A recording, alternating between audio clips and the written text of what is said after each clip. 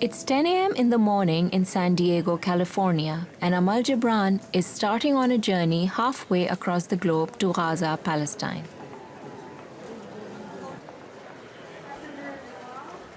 The reason for her trip is a 7-year-old girl named Farah.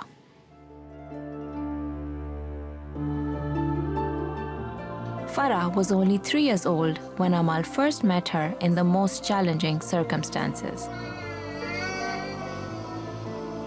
Farah was injured in a bomb attack on her home in Gaza, and her path crossed with Amal, leading to a relationship that can be given no name. Yet Amal finds herself on a plane bound for Gaza, a difficult journey to a dangerous destination. Something perhaps only a mother could do for her child. My name is Farheen Omar, and like Amal, I also live in San Diego. When I met Amal some years ago and decided to follow her story, I had no idea it would lead to this extraordinary journey. Farah lived with her family in a small town called Beit Lahia on the outskirts of Gaza. Her town is on the border with Israel. And in 2009, during a military attack on Gaza called Operation Cast Lead, a phosphorus shell hit Farah's home. They were burned by the white phosphorus. The mother was seriously wounded, and other people were killed. We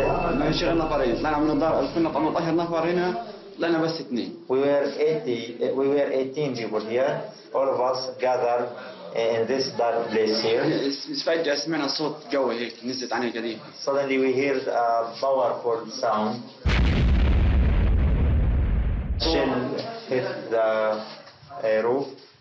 Only I and another one came out, succeeded to make their way out. What can you do? He was asking, what can you do for this young girl who is suffering from phosphorus burns? So he was asking if you can help at least to secure medical treatment outside Gaza for her.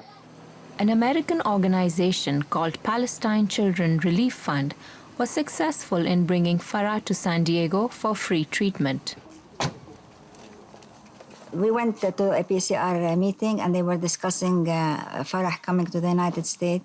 I called Hiyam the next day and told her that I would like to host Farah. She is a child who was injured on January 4th of this year, 2009, during the Israeli assault on the Gaza Strip. 3 of her uncles were killed. Her mother eventually died, having gone to Egypt with the child for medical treatment and dying there. And most of the family was injured as well, including Farah, who suffered significant third-degree burns all over her body. So the family was destroyed, basically. Her grandmother has suffered a terrible loss. Her husband was killed, 3 of her sons were killed, and 1 of her daughters was killed. So psychologically, she's in enormous emotional pain, as one can imagine. مستحية بعدها مستحية أتصفي. وين أختك يا فرح؟ وين أختي؟ فرح بغزة؟ تروح على آية فرح؟ She felt uncomfortable and confused.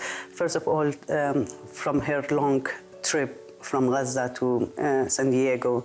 Actually, on Tuesday, we have a first appointment with her doctor, and he's going to see her for the first time. After that, he will decide how many surgeries she needs. But absolutely, she needs more than 1 surgery because it's a severe burn. We contacted Dr. Patra. He is a skin specialist who volunteered his services to treat kids. And luckily, he agreed to treat Farah for free. You could have the grandmother just pull her head back and I'll take it.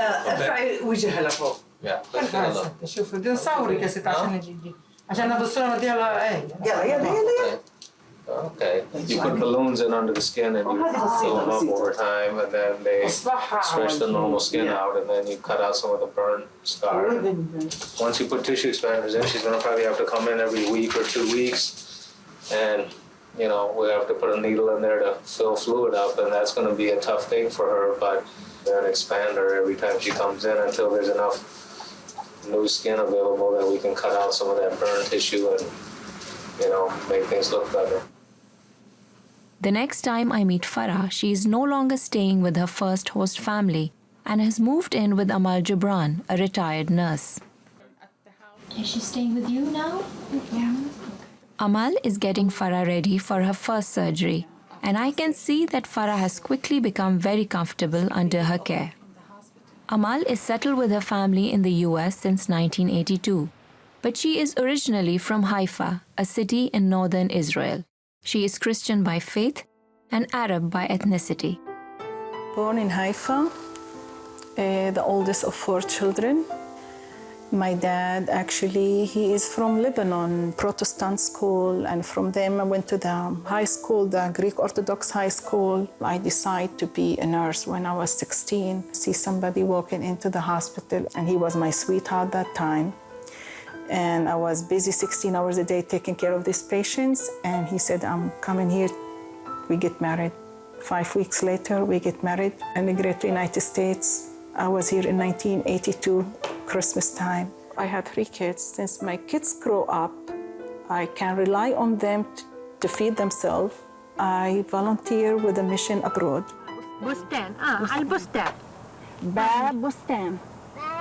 Before Thanksgiving, I was at the church when Ibrahim, my friend, came to me. He said, did you get a note about there is a child with a grandma here? At the door. Open door. Please. Yes. Please open door. I just done. Okay. I brought the child and the grandma to my house. At the beginning, she was stubborn. If she sit there, she wanted everything there. And if you told her to pick what she dropped, she refused. And she stand there. She wanted always the lights on. Don't close door. Don't turn the lights off. Don't sleep by herself. Lucky, I can feel the difference. And some friends coming back, visit us from time to time, they can tell me she is getting better. Come play. Jump, play. Amal's husband and daughter also quickly became involved in taking care of Farah. She was about the 3rd or 4th one we had. But Farah was a very unique child, especially after what she went through, all these tragedies she went through. We pretty much fell in love with her the very first day we saw her. I was there, I guess, playing the role of father for Farah and whatever she needs and whatever my wife wants. Farah was very timid when she came here, and I guess the tragedy was still fresh in her mind.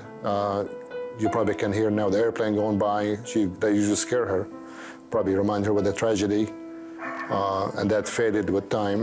As the time progressed, she got used to the house, she got used to the family and everybody here, and she felt very comfortable. And she became a member of our family. When Farah first came to us, her state of mind at that time, she was very isolative and a little bit, although she was very personable, you could tell that she had her guard up. She wasn't sure what was to come, where she was going to be moved to, or what will happen to her the next day. Very, very quickly, she became very open with us. She started to smile and to laugh and to be very attached to us as well. Only a few days after Farah moved to Amal's home, her grandmother became very ill and had to leave for Egypt as her treatment could not be done here, leaving Farah alone in the care of Amal. With her only family member gone, I was concerned about how Farah would cope. But when I met her at the time of her first surgery, she seemed very content. So Hayama, since the grandmother left, has she been okay with the family? No problem. She is very easy to go. Yeah.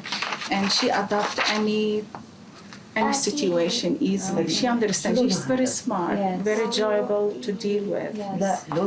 If you explain to her, she will ask so many questions. You give her the right answer and she will accept it and she will move on. 90%, that's by the doctors, the surgeon, 90% of her bad skin been removed. To have 6 incision around her body, and they implant the balloon on her back so they can extend the skin later on.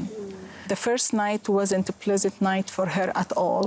She wake up at the pediatric PACU screaming, crying, until they give her some narcotic to calm her down. And we've been doing this since then. And all night we try to change her position because everything is in pain. When we try to change her position so she can face me, we moved all the bed and we can keep holding hand all night. The first couple of weeks was pretty hard. She needs virtually 24-hour care, and she has to take medication every 6 hours, so Amal has to be up all night, basically, taking care of her. Giving her medicine, and she was in pain, and she needed somebody there, just like any child. And I remember after the first surgery, she woke up, she was calling, I guess, for her father or somebody. I don't think she was fully conscious at that time. So those were the most difficult days, I would say, of the whole journey, is the fact that she had to prep her for surgery and watch her go through it. And then the recovery time was always a challenge because, of course, Farah is very flexible and running around and energetic. So to be confined to a stroller while she recuperates and takes medication was very difficult to see.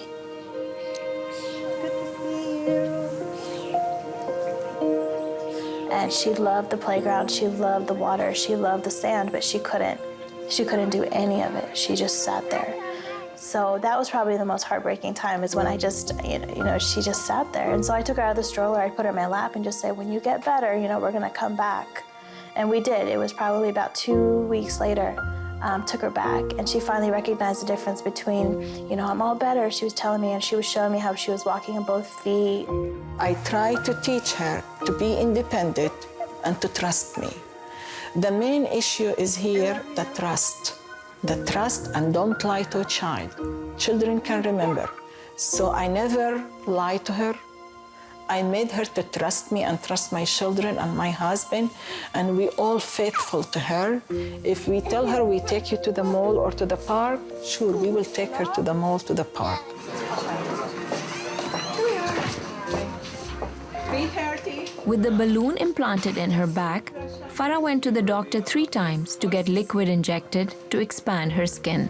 Come on in here, let me look at you. 97. Then All right, we let's go take a up look to at 101. let's look at the expander and make sure that's not a problem, okay? بس من الفرجي ظهرك. أفرجي ظهرك بس أفرجي ظهرك. أفرجي ظهرك. أفرجي ظهرك. لا لا لا بس يشوف ظهرك. بس يشوف ظهرك. اشرحي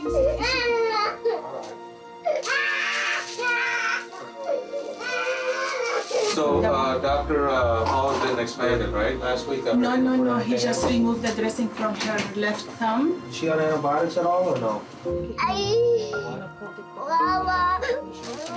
Yes, please. I don't spoil her. I don't make her like she is special or give her full attention. No, because it's wrong. حسب رأيي. When she go there, they don't have this attention. Yeah. We print for her dad's picture. This way she can keep remembering him. وين البني؟ يلا. لا يا أختي أنتي. لا يا أختي. We talk about the aeroplane. She said aeroplane used to be something, it's bomb. Now we made her to think that aeroplane is for vacation and happy time. And I wanted to make her think about that too, that Gaza is a good place to go back, and hopefully it will be a good place for her to go and grow up and have her education there. Allahu Akbar. La ilaha illallah. Although Amal is Christian, she was mindful of Farah's Islamic faith and regularly took her to the mosque for Friday prayers. وعلم آدم الأسماء كلها.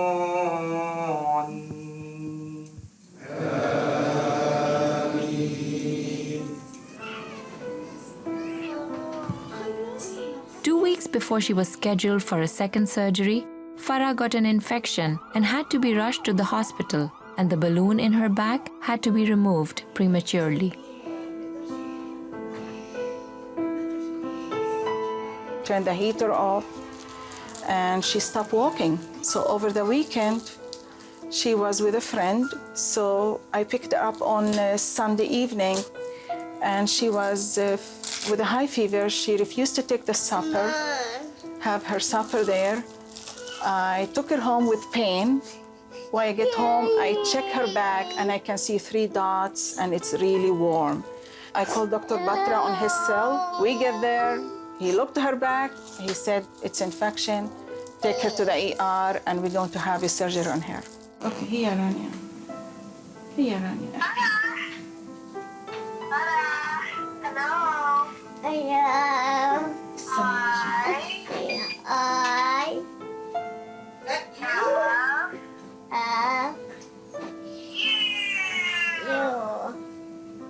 بصيها. إيش ماما?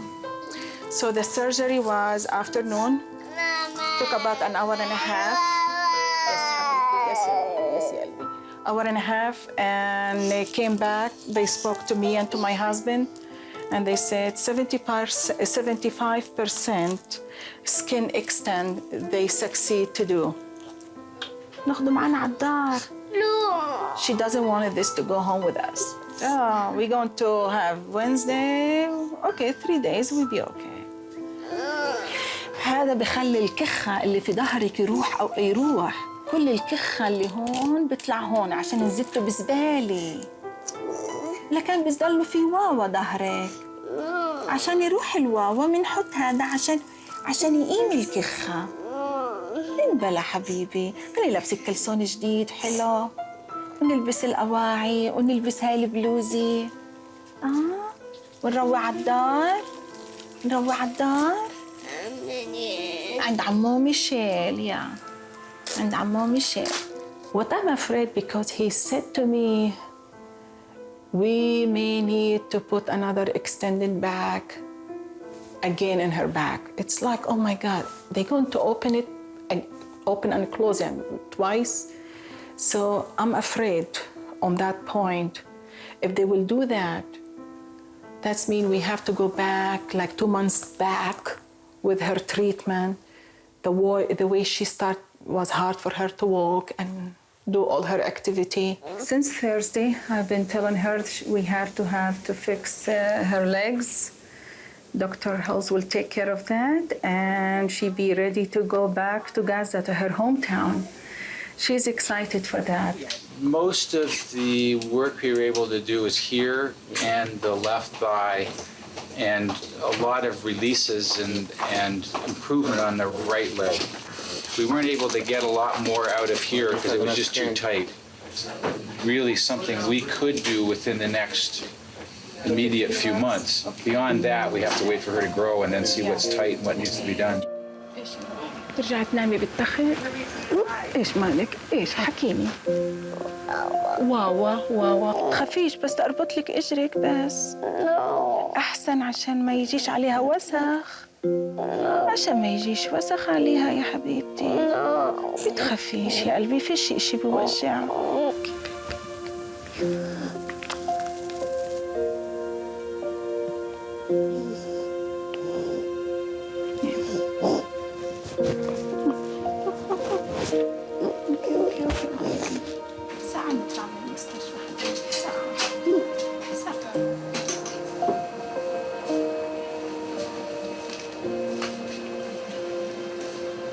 You want a warm blanket? Yeah. For the ride home or whatever? Thank you. You're welcome. Take care. Good night, you guys.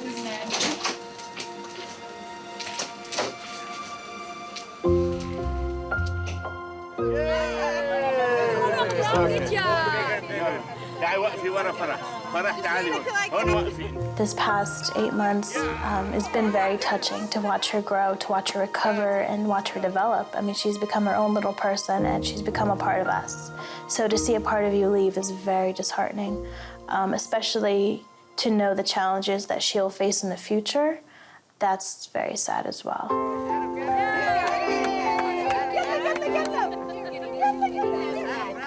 For myself, it's going to be a bit difficult. You know, we got attached to her. We got a mixed feeling. You know, I want to go back to her family. We've been through her journey from the day she got here and watching the progress she went through. So I'm happy that she's going back. But on the other hand, just like be separate from my own child, so it's going to be a little difficult. Who got all the whole candy? We've been talking about it since early June. After she finished her last surgery, we said we have one surgery to go, and then we go to Baba, which is her dad. And yes. By the time it's coming closer, and we wanted her to be there before Ramadan, and every time we talk about it, she is pushing back. I don't think she is happy to go. Happy birthday to you. Happy birthday to Farah. One more time. Happy birthday to you. I think my mother is very emotionally involved, obviously very attached in a motherly position. So as her primary caregiver, as far as I've seen, she's going to feel a bit of a loss, you know. Although she's had 3 children, you know, I'm being the eldest, and she's watched all of us grow and, you know, leave the nest at one point in time. This is a little bit of a different element. You know, this is a child that she actually watched go through trauma, go through surgeries, go through recovery, develop into a little, you know, young little lady. أربي. انفخي. كمان أربي. انفخ. It's hard to see a child going away, and you know he is not in his safe place. You know that Israelis can attack any time, even if our media doesn't cover what we see in Gaza, but it's attacking. Hi, Farah. And their house, it's on the border. From the windows, from the door, from the balcony, you can see Ashdod. You can see the air checkpoint. It's easy. Some Israeli sniper can direct shoot to this house, and she can be on the steps out and down, or she can be on the window, or maybe another bomb can come from the roof and just, you know. She is not in a safe place, and I'm afraid we lose Farah. Bye. When Farah left, I thought Amal would forget about her after some time. But this was not the case. I saw Amal constantly worrying about her well-being. Amal and her family had taken care of injured kids before, but she always said there was something different about Farah. Almost 3 years after saying goodbye to Farah, Amal hears the possibility of seeing Farah again. It took weeks for permissions to come through, but when things were confirmed, I called Amal immediately to share the news. So we have the permissions, and now we are going to buy the tickets. Wonderful. So we are going. With a mix of excitement and dread, we started the journey from California to Gaza. What about if she doesn't remember me? Really, it's hard. Hopefully, what is it, Thursday? If we make it there, I hope she will remember.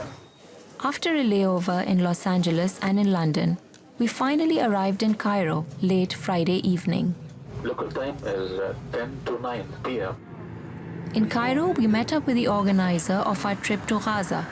I had thought it best to keep our trip a secret from Farah and her family. You told the family you are coming? No.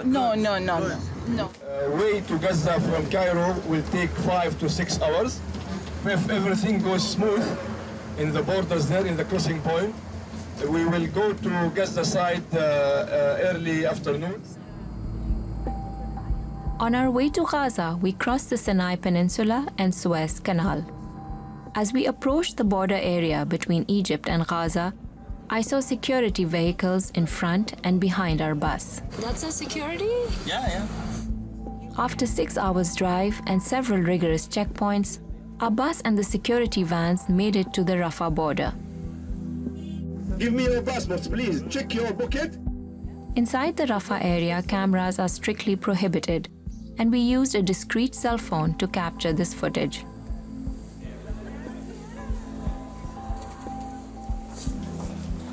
As an international convoy with prior permissions, we waited for 3 hours to get clearance. For Gazans to get through, it could take much longer, or they may be turned away altogether. Enter, out. We got our visas, and I could hardly believe we had actually made it to Gaza. We arrived late at our hotel and could not go to meet Farah right away. She lives near the border with Israel, and we are cautioned not to venture that way at night. Right now it's almost 9 p.m. and it's too late thinking about Farah. Too late to go see her, so I text him, I didn't see Farah, but I will see her tomorrow morning. Early the next morning, Amal drives towards Farah's home. I believe this one. This is the house. This is the house. وين في الغيارات وين الأواعي. As we approached the house where Farah and her family had experienced the huge tragedy, my pulse started racing. I remembered the front entrance from footage of the bombing.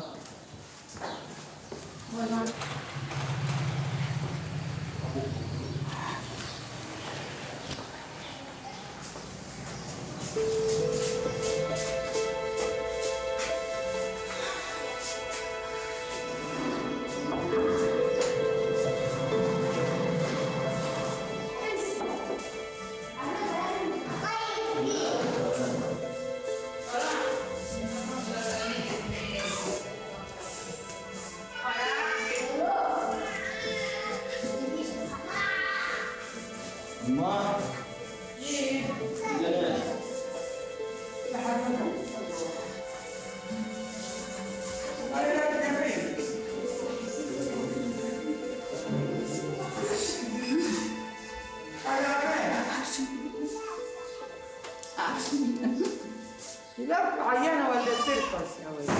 أمال أنا خلته أمال. يا ولد زعلان عليها قد سلم عليها بوسيها. أنا خلته أمال. يا ويلي قد أنا خلته أمال. فرح عرفتيني؟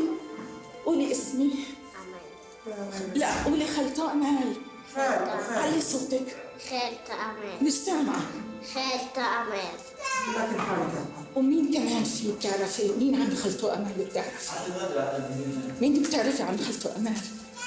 يا ولد تدخل يا زلمة. بتعرفي مشان خالته أمال؟ رح نطلع على بارني؟ نحط على الكمبيوتر ونطلع على بارني؟ نعمل اكسرسايز؟ نروح على البارك نروح على البيتش؟ تيجي معي؟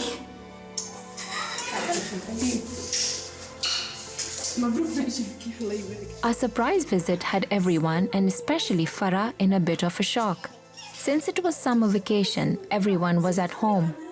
Farah's stepmother Alia, her sister Aya, and her stepsisters Shahid and baby Dima. أخذت الشهادة؟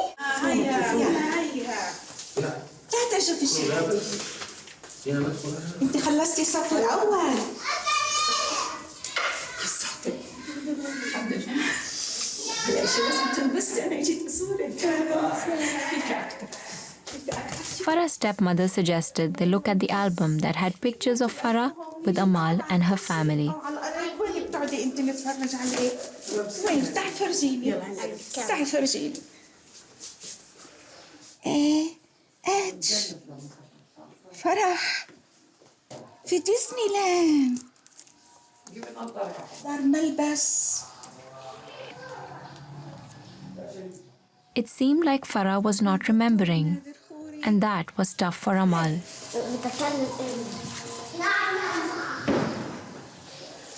What did she say? I wanted to go talk to my mom. I realized at that moment that Farah had moved on in her life. She was no longer the little girl Amal had cared for, and the most important person in Farah's life now was his stepmother.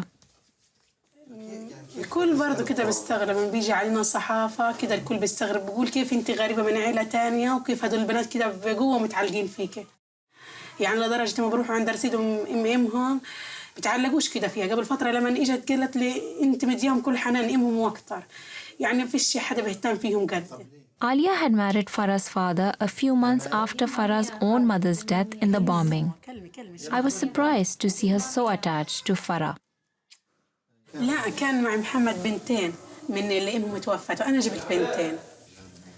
كنت يعني اول ما اتجوزت كنت انا اخاف. كنت لما اجي احمم هذه البنت كنت اخاف الاقيها كامله محروقه دائما اتعيط. خلص امهم توفت شهيده ونصيبي عند الله خلاص شفت نصيبه وخلاص الحمد لله. يعني انا من كنت وانا خاطبه كنت عادي زي اي بنت كنت فرحانه.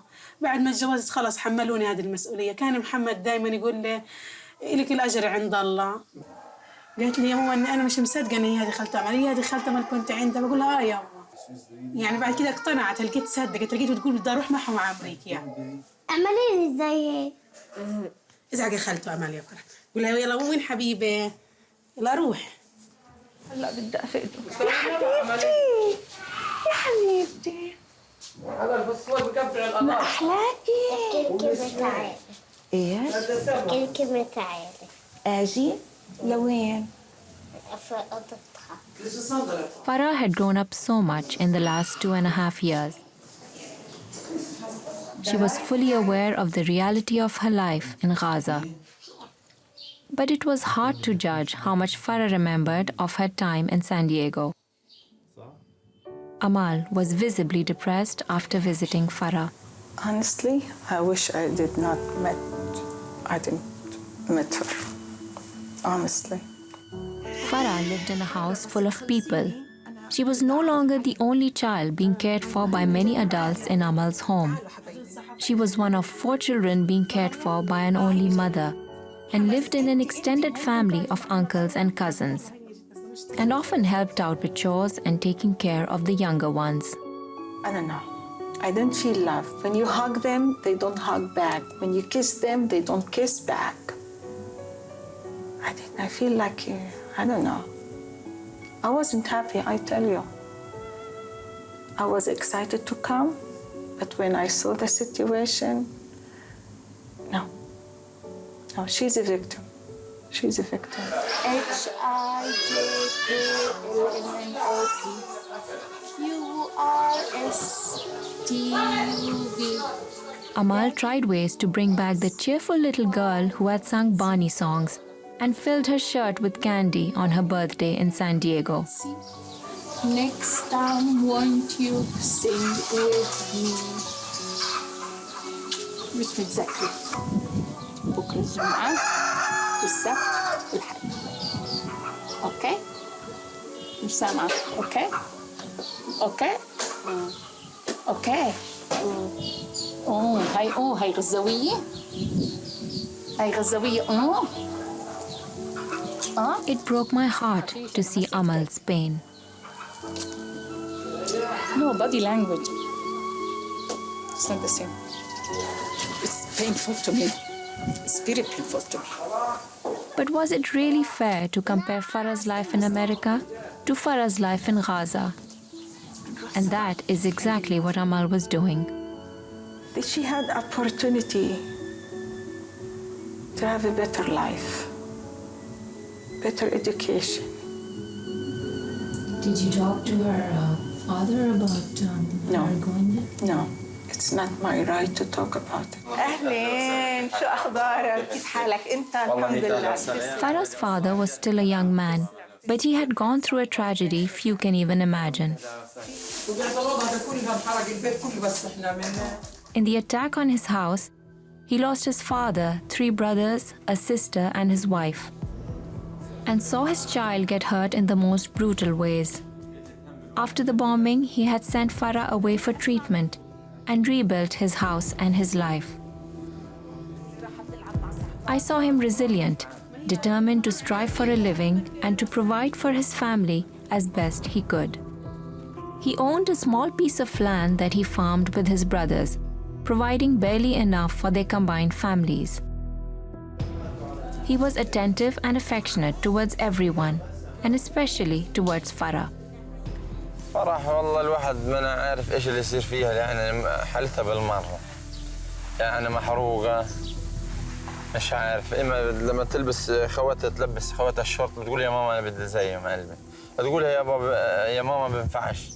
There was no trace of depression or bitterness, just an amazing strength. طب انتوا ما فكرتوا تبيعوا الارض وتبيعوا لا احنا ما بنطلعش من الارض. الارض لا هذه بنضلنا فيها احنا هن صامدين الارض. هيك عادات وتقاليد البلد هون ما حد بيبيع. لا حتى لو فلسطيني ثاني حتى لو بدنا نموت فيها احنا ما بنبيعهاش ما احنا. There is no way they can sell 1 inch of their land. Farah. Yet Amal was not satisfied with the care Farah was getting, especially her physical injuries. بعده بيجعك الإصبع؟ حكيني ما تخافي مني مش رح أنا أعمل إشي أنا بس بدي أطمن. بيجعك؟ لا. في إشي بيجعك هون ولا هون؟ Oh, I can feel it. Yeah. Heel and the thumb. Not in good condition. She need more plastic surgery done, which is we can avoid the plastic surgery if it's more attention from the parents as therapy, which is massaging the area with the lotion and make the skin be more smooth and soft. عملت بهاي الفترة بس خبرني بدي أطمن أنا بدي قلبي يهدى. كان عملوا لها عمليات شو اسمه مساج هذا في تدليك تدليك اوكي تدليك يا كانت تروح على مصحة تعمل وانتم بالدار كنتوا تتابعوا كل يوم. She been traumatized for a long time. She needs some social worker to go at least twice a month to talk to her one-to-one and to talk to the family around her one-to-one. عشان بس عيد بعد عيد رمضان. Amal gave out the gifts she had so lovingly bought for the children. She took special care to explain to the children how to use their imagination with the paint box. تركز في عقلها وتقول أنا بدي أرسم هيك أو هيك أو هيك. متذكري كنا نرسم وهذا بينك وبينها. Okay. And it brightened everyone's heart to see the little ones so excited.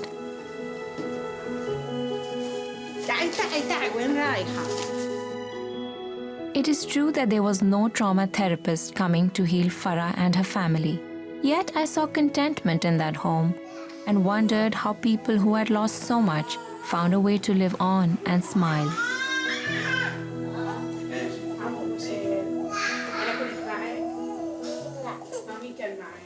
Amal had said Farah is a victim. Was she a victim of her family's economic condition or a victim of the war with Israel?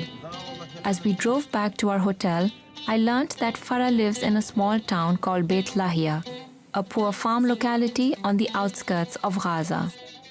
There are no paved roads and no playgrounds. Although Farah's home is on the border, the entire Gaza Strip is in a war zone. Since 2006, when Hamas won the legislative election and became the governing body in Gaza, Israel and the international community has imposed collective punishment on the people of Gaza in the form of blockade, restricting the movement of goods and people through land, sea, and air. This has created an economic crisis, with 80% of Gazans being dependent for food on UN aid. With an average birth rate of 6 children per woman, Gaza population has reached alarming levels, and the infrastructure of Gaza cannot support its people. More than 20% of the population lives in extreme poverty, and this is expected to get much worse over the years.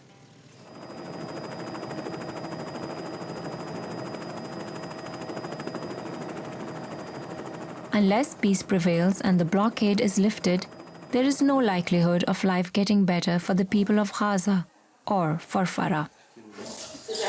She's getting upset because, you know what, let's take both together. Amal wanted to bring Farah to the hotel to have time alone with her. When Aya started to cry, Amal didn't have the heart to leave her behind.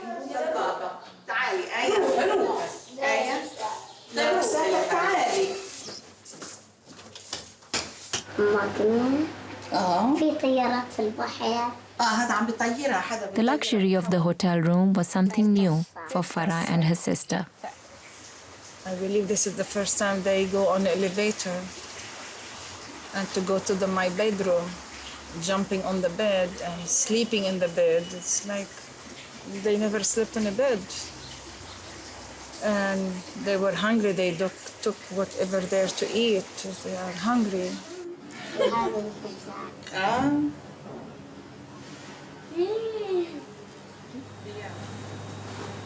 تتعلم إنجليزي بالمدرسة؟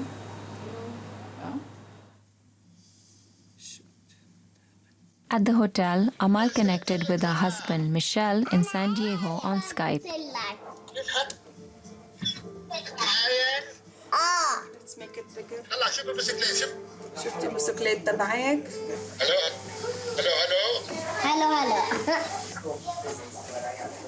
أعطيني موز. هذا مش موز، هذا تليفون. لا مش تليفون. هذا تليفون لونه اصفر. لا موز. Michelle showed Farah her old bike and sang goofy songs from their time together in San Diego. And suddenly, Farah started to remember. أنا الدكتور الشاطر. بشفي كل العيانين. بشفي كل العيانين. واللي راسه وجعه. بطيء حبة أسبرين. أعطيه إيش؟ حبة إيش؟ حبة أسبرين. أسبرين. أنا كمان بدي وردة. وردة. Farah's happy smile showed that the child in her was still alive. And Amal had once again succeeded in bringing happiness into her life. I want to stimulate her memory. It seemed like it worked. It did work. I'm listening what they're talking to each other. And for the first time in many days, I saw Amal laughing. Listen to that.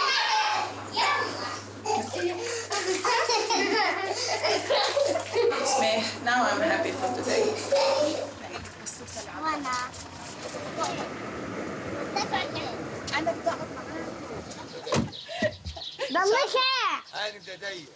ضل شاطرة بالحكي يعني. يعني بتسووا زي كده زي ما قلت لكم خالته امال نسمع الكلام. نسمع الكلام والكل. فأنا إذا بتسمحي لي تفضلي بتساعديني بننزل الشنطة. يطلعوا الألعاب يلعبوا فيها كل الأولاد لو إنه على هذا الأرض هون نلعب. إذا خربت عمرها الأولاد لازم يلعبوا بألعاب. إيش حبيبتي؟ بقول لك خالته طلع اليوم على امريكا اخر مره اللي تشوفيها يعني. أنا بدي أسأل. أنا انبسطت إني شفتك وحكيتي. فرح أنا بدي أتركك وأروح. يا الله. ما أنت مرام الواحد ما شبع منك. خاطرك تكوني شاطرة في المدرسة. قوليش علينا وتصيري دكتورة إن شاء الله. أنت مرام. بدك تصيري محامية أنت إن شاء الله. إن شاء الله. قول إن شاء الله. إن شاء الله. إن شاء الله بأمان الله. طب خاطر فيك. خاطرك يا عم. تسلم. والله الواحد غير يشتاق لك يا مرام. تيجي قوليش علينا يا عم. إن شاء الله يصير في سلام وأقدر أفوت عن طريق. يا ريت. عن طريق جنب الآن. Saying goodbye to Farah was very hard for Amal, and trying to level with her stepmom was frustrating.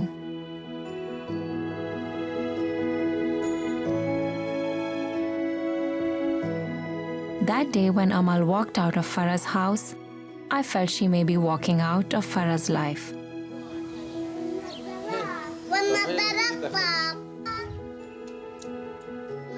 Just then, an amazing thing happened. Farah ran down to our car to say a final goodbye to Amal.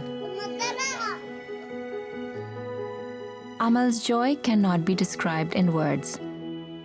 It felt like in that moment when Farah spontaneously expressed her love for Amal, she forgot all her frustrations and vowed in her heart to keep trying to make Farah's life better. She came to the car.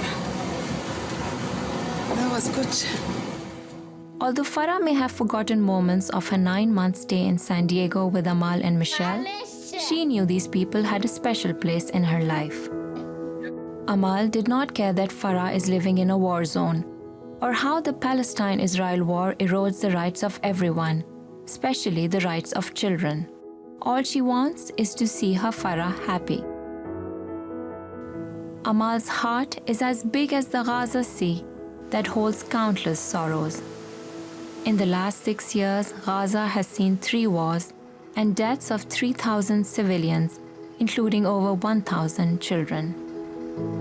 Yet, it finds a way to keep on living and to keep on loving.